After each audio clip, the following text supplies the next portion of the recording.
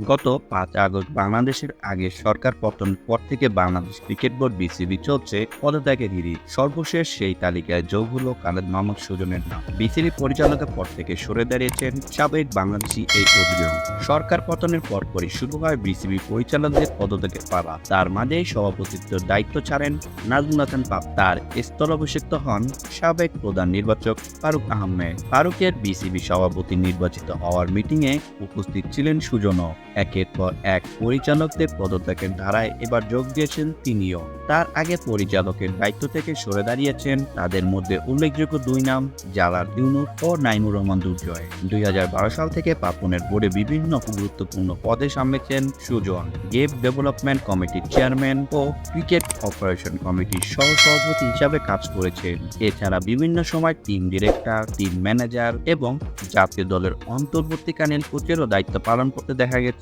এই তারকাকে।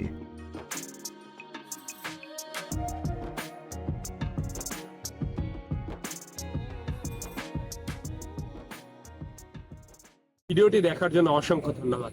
ভিডিও সম্পর্কে যে কোনো মতামত জানাতে পারেন আমাদের কমেন্ট বক্সে। এছাড়াও নিত্য নতুন এরকম ভিডিও পেতে ভালো লাগলে অবশ্যই ভিডিওটিতে লাইক দিয়ে যাবেন। ধন্যবাদ।